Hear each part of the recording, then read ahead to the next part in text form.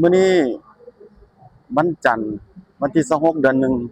ได้มีโอกาสดีสิมารีวิวสิพาย่างในไอคอนสยามเนาะแล้วก็เบิ่งอันว่ามีห้านใดๆเพราะว่าหลายคนก็บอกมาว่าอันคันได้ไปไอคอนสยามเลยหั่นน่ะให้ทายมาให้เบิ่งแดทายอันว่ามันห้านใหญ่ส่ำใดเพราะว่าได้ยินข่าวว่ามันมีชื่อเสียงแท้คือว่ามันอันมีห้างหลายแท้อันมื้อนี้มีโอกาสดีก็สิมาทายให้เบิ่งเนาะแล้วก็รอเบิ่งว่ามันสิเป็นจังได๋เด้อันนี้มันบ่อนจอดรถลานจอดรถอยู่เบสเมนต์ B1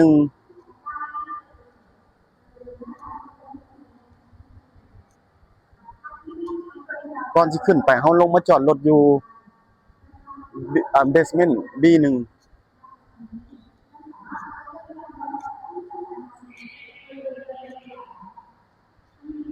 ลานจอดรถก็ต้องได้มาท่าเพราะว่ามันเต็มคนหลายแต่ว่าเฮาขึ้นไปเบิ่งเทิงๆนำกันเนาะ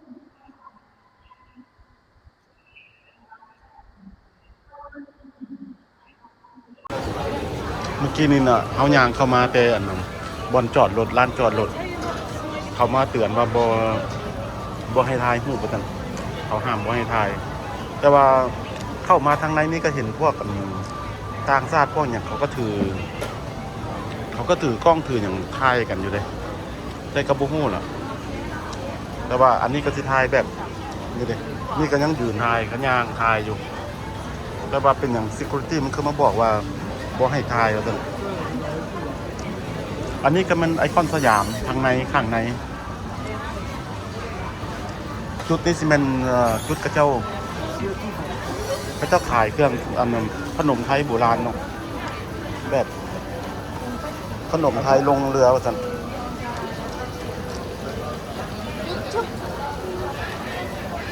ขนมไทยลงเรือแล้วก็ฟังนั้นก็เป็นกระเจ้าขายเป็นคือกันคล้ายๆกับตลาดน้ำนี่แหละกระเจ้าอาจจะเห็นแบบตลาดน้ำเนาะอันนี้ก็เป็นขนมจีบ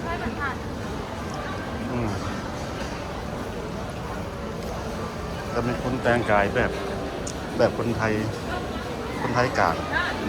ทำให้ขายน้ำหวาน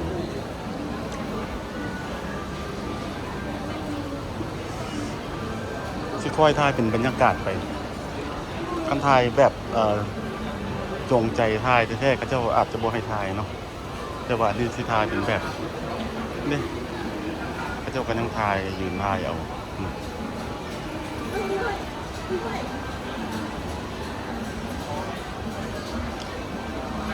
ส่วนหลายอยู่นี่สิมีแต่90%นะคนต่างชาติคนไทยคนลาวนี่อาจจะเห็นงานกับเมี่ยงคำเมี่ยงไม่ละ50เนาะเมี่ยงคำนี่น้ำหวานมะพร้าวนั่นไอศกรีมมะพร้าวเนาะ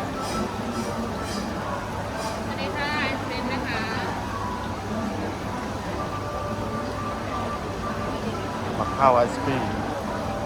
80 บาทอาหารนี่บอกว่าหลายแบบโคตรเลย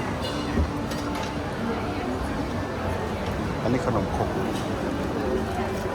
ค่ะครับโอ้ผมเอาอะไรเอาอะไร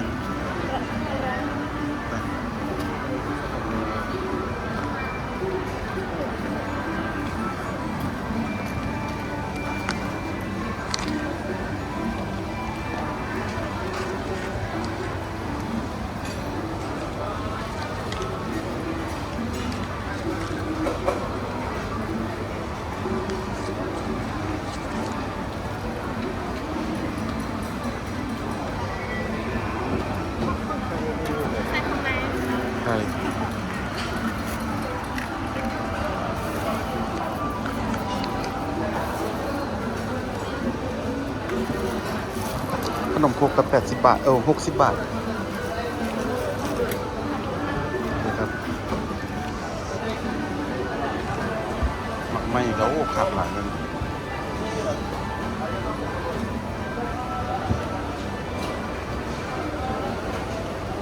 มะม่วง150เฝ้าซื้อเถอะอยู่ทางไหนเขาเจ้าขายราคาของนักท่องเที่ยวมันอาจจะแพงหน่อยหนึงเนาะคนนี้ถือว่าเบียดกันเลยมากินเก่าเลยส่วนหลายแหนมเบิ่งคนชาวต่างชาติบัดคนไทยนี่หายากนอกจากกระเจ้างานมากับแฟนกระเจ้าคนชาวต่างชาติอันนี้มีแมงงอดอีกแมงงอนแมงมุม看见蛮好吃。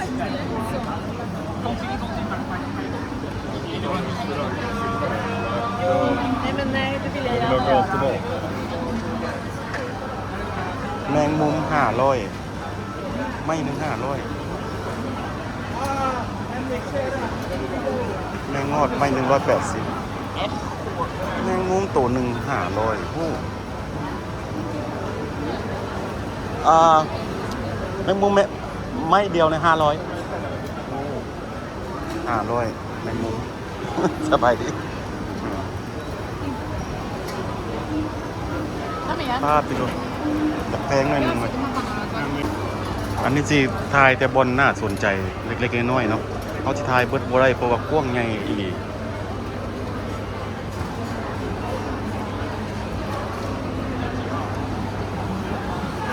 คนอยู่ลุมนี่ถือว่าหลายที่สุดเบียดกันเลยบนกินข้าวนี่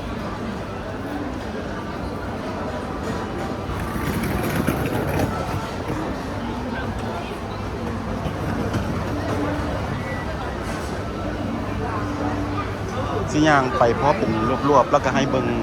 แบบสถานที่ซื่อว่าเป็นจังได๋เฮาสิบ่ได้รีวิวแต่ละร้านมีแต่ให้เบิ่งสถานที่ว่าเป็นคล้ายๆแบบเลยอันนี้ก็เจ้าก็มาโซเพลงเนาะ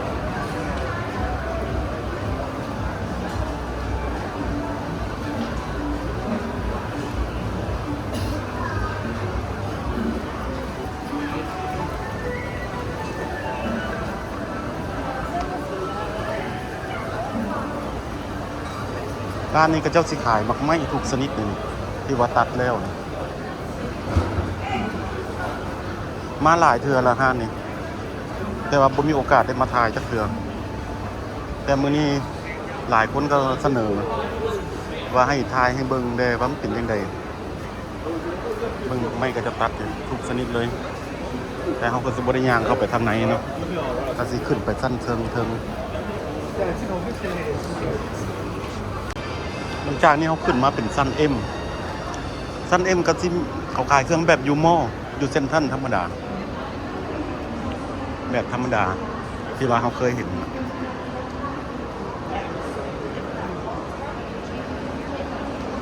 แต่ว่าจุดน่าสนใจไฮไลท์ที่มี2บอนที่เขาแนมเบิ่งนี้ก็คือสั้นลุมห้านอาหาร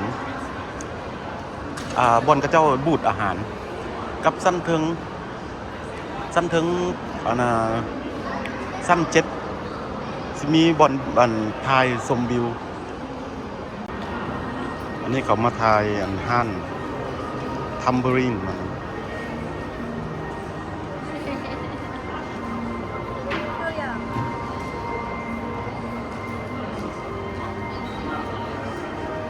ตัวหมานี่คือเนาะ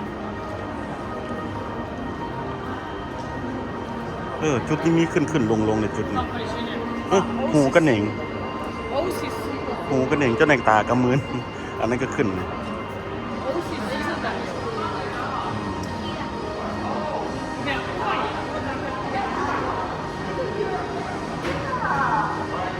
อันนี้ขึ้นลงตลอดบนแต่ว่าเจ้าแหน่งกระหูกระเหน่งแต่บ่ทันเห็นแต่ตามืน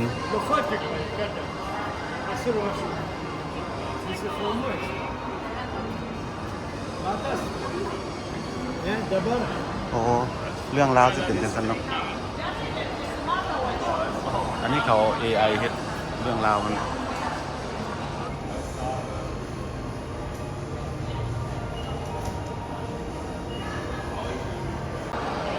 อันนี้บรรยากาศสั้นเอ็มคือเก่าสิเบิ่งสิเป็นแนวนี้คือว่าเส้นท่านตัวนี้หรูหราเส้นท่านไอคอนสยามนี่หรูหราเติบ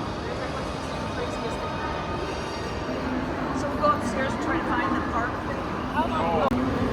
จากสั้นเอ็มขึ้นมาสั้นเทิงนี่ก็จะเป็นแบบเส้นท่านหรือหม้อทั่วไปเนาะอันนี้จะเป็นสั้นหนึ่ง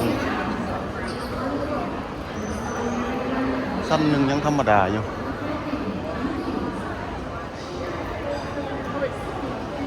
อาหารเมนูเลย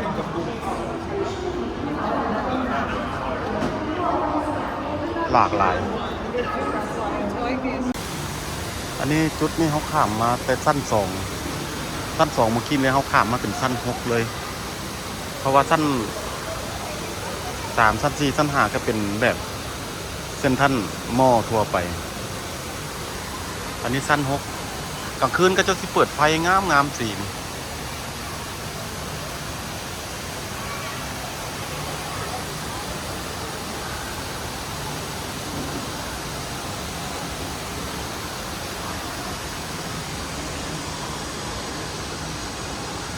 อันนี้สั้นหกเนาะมันไฮไลท์สั้นเจ็ดตอนนี้เขาก็ขึ้นมาฮอตสั้นเจ็ดแล้วสั้นเจ็ดสิเป็นบนไฮไลท์อันนี้เขาพายลงไปลุมเนาะ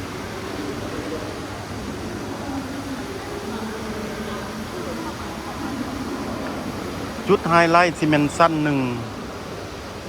บอลกินข้าวสั้นเอ็มบอลกระเจ้าขายมักไม้บอลกระเจ้าตั้งบูธกินข้าวสั้นเอ็มสั้นหนึ่งและสั้นสองสั้นสามสั้นสี่สั้นห้าก็เป็นแบบเส้นท่านทั่วไปแต่ว่าไฮไลท์ซีเมนสั้นหนึ่งกับสั้นเจ็ดวันนี้เขาขึ้นมาสั้นเจ็ดนี่ซีเมนบอลทายชมวิวทางนอกมันจะเห็นวิวงามแล้วก็เห็นทั่วทั้งหน้าเมืองแล้วก็เห็นน้ำเจ้าพระยาหลายคนจะขึ้นมา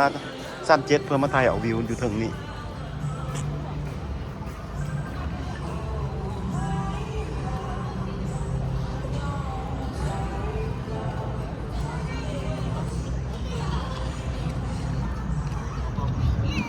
ตัวนี้สิมันทับวิวเลยทับหม้อเลยสั้นสูงสุดของหม้อของไอคอนสยาม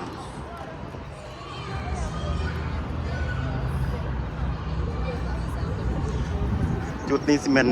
เจ้าพระยาน้ำเจ้าพระยาก็จะมีเรือพาไปท่องเที่ยวไปขึ้นเรือไปอย่างนี้ก็จะเป็น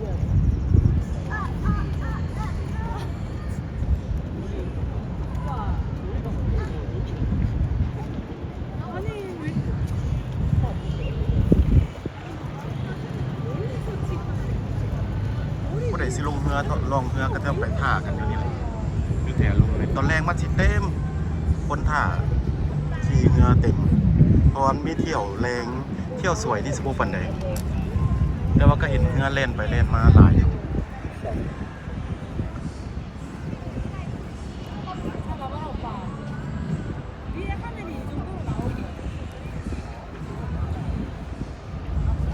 อคล้ายๆกันเลยเนาะ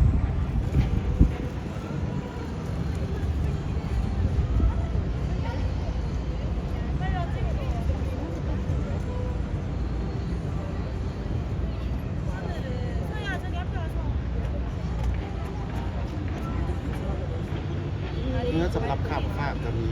เนื้อลำนี้สิข้ามฟากทรงแขกแต่โรงแรมเปิดฟังครับมาหาฟังนี้แต่ว่าเนื้อที่ว่าคือเนื้อนี่ก็เจ้าที่ท่องเที่ยวเป็นprivate เป็นส่วนตัวของครอบครัวเจ้าที่ผมมีอาหาร Really? In real life? มิตรคีเพื่อเล่นต้นสวยแต่ว่ากลางคืน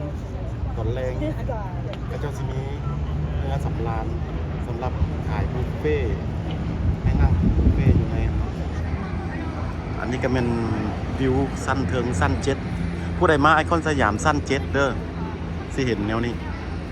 สิเห็นแม่น้ำเจ้าพระยาพร้อมแล้วก็เห็นเมืองพร้อม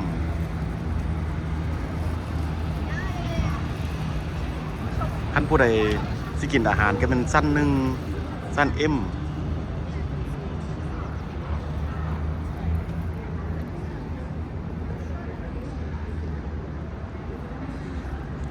ตัวนี้ก็เป็นผู้ใดอยากมาพักโรงแรมที่ว่าติดกับไอคอนสยามเลยคืนหนึ่งก็ประมาณ250ที่ปีกายนี่มาแต่บ่ได้พักอยู่นี่ดอกไปพักอยู่ทางนอกสั้นเจ็ดก็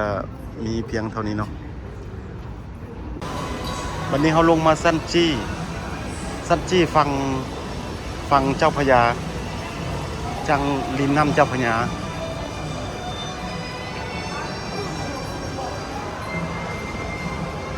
ผู้ใดอยากมาท่าเหือตอนแรงท่าเหือตอนสวยตอนเศร้าตอนสวยตอนแรงก็เจ้าสีออกเข้าทางนี้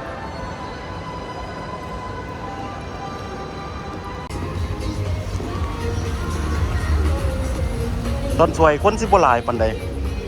คนข้ามไปข้ามมาแต่ฟังนั้นซื่อๆตอนสวยผู้ใดอยู่ฟังนั้นสิอยู่โรงแรมบ่อนใดทั้งแถวนี้กระเจ้าสิข้ามเรือมาบ่แม่นล่องเรือแต่ว่าตอนแรงประมาณ6-7 โมงแถวลานนี่สิเต็มหมดเพราะว่ากระเจ้ามาท่าเรือที่ว่าลงเรือไปกินบุฟเฟ่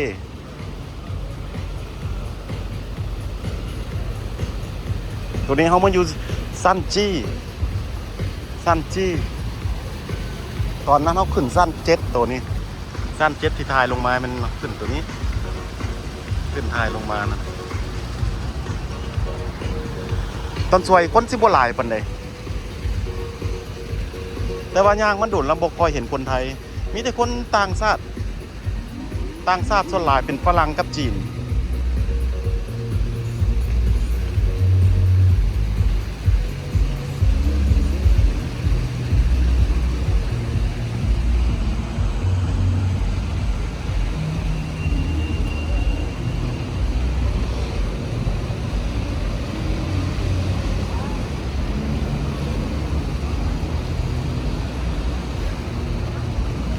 อันนี้บรรยากาศบนนั่งท่าเรือข้ามฟากเป็นประมาณนี้ที่ข้ามไปข้ามมาจังซี่แหละ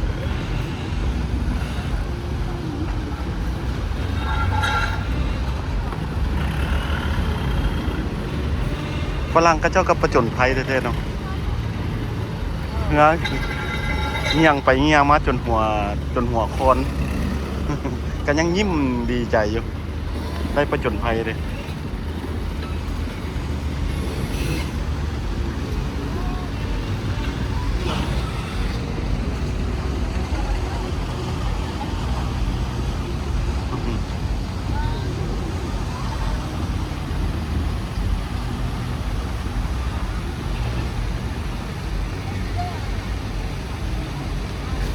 ไอคอนสยามก็เป็นประมาณนี้เนาะคันผู้ใดได้มาเที่ยวมาเบิ่งตอน 5-6 โมงคนสิหลายอันนี้เขามาตอนเที่ยงครึ่งคนบ่ค่อยหลายปานใดคลิปนี้ก็จบสำนี้เนาะสำหรับไอคอนสยาม